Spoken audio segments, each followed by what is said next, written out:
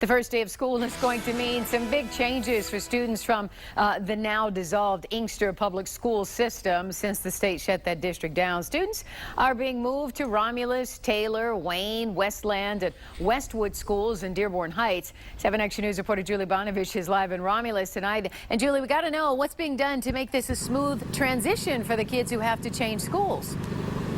Carolyn, a lot of the different districts have been working with Inkster to try to set up teams and try to make this transition a lot easier, because you just have to imagine, I mean, school is tough enough, but now these kids and teenagers are going to new buildings and they're going to be making some new friends. There will be no welcome back message for students in Inkster tomorrow. The state dissolved the broke Inkster Public School District earlier this summer. Parents scrambled to find their kids a new school. It's been kind of a whirlwind.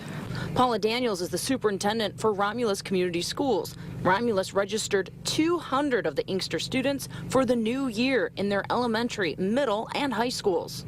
We've had some teams who've come together in our district working with some Inkster teams to help with the transition so that it will be smooth. Several of the students are seniors who will now graduate from Romulus High School and go through their last year split up from their friends.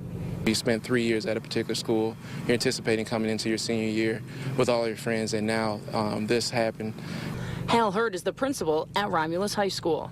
We want to make sure that those students are taken care of, making sure that their post-secondary plans are all taken care of as well, and making sure they have a great senior year. All of the Romulus schools have some sort of programs or events to help during the transition.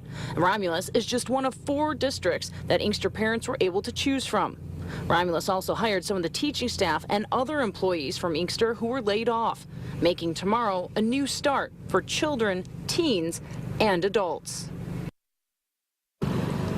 And the Romulus district will now also take ownership of Inkster High School, and they said not sure what they want to do with it yet, but they have some plans, so they can make it cost effective. We're live from Romulus. Julie Bonovich, 7 Action News. Julie, got to be hard, especially for those seniors, but it sounds like they're going to make the transition a lot easier for them, right? It does, and Romulus is just the one of those few districts that are helping with the changes. All those districts were working with Inkster to make this as smooth as possible. Yeah, so hopefully it'll be okay for the kids. Thanks for the live report, Julie. Now, to help the neighboring districts absorb these students, assets from the former Inkster school system are being distributed to neighboring communities.